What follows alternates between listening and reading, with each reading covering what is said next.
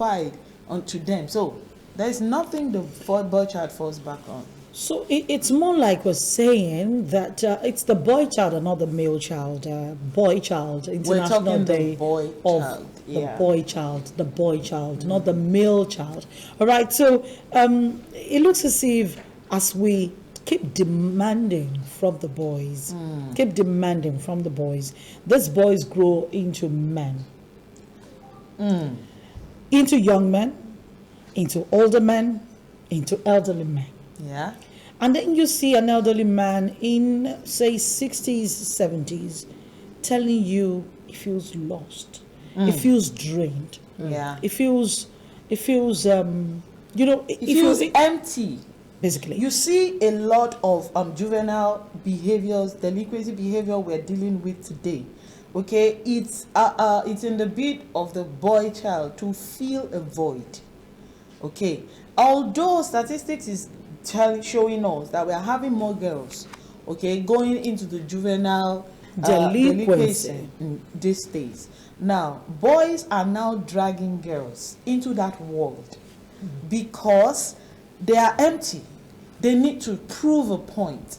And the only way the boy child knows to prove a point is to throw tantrums. At whatever age, let's look at the toddlers and the younger middle age. Then when he's able to master the throwing of tantrums with nobody, looking in between the lines, say, there's something you are saying that you are not saying. Okay? And then somebody steps in. He matures into developing it as a way of life.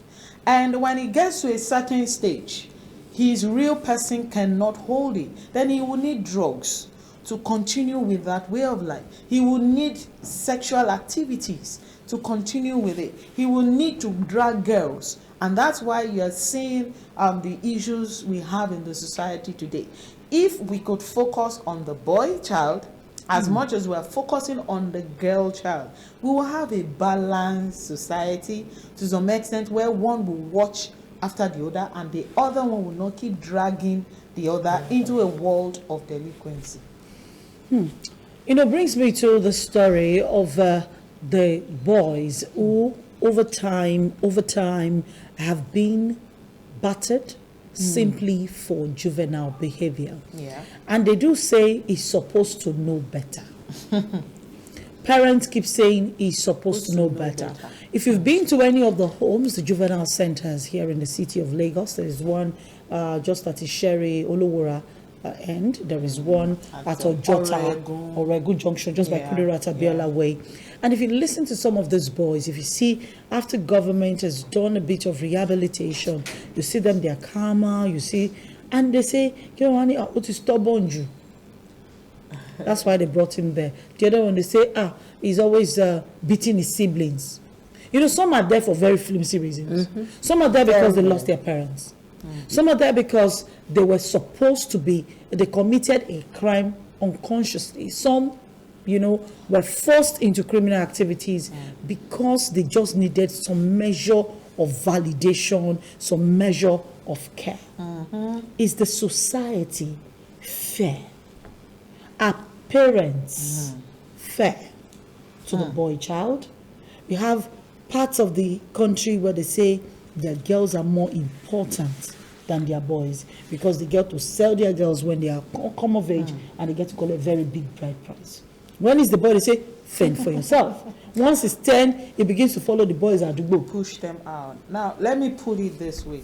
The society is not fair generally on children. Okay? But the male gender, the boy child, okay, is really, really at the disadvantage. Now, we know that the girl child seems to be more susceptible, but there is the ability to be resilient much more in the girl child. A girl child could be undergoing abuse and still roll with life. A boy child doesn't have the capacity to cope. He's going to break down.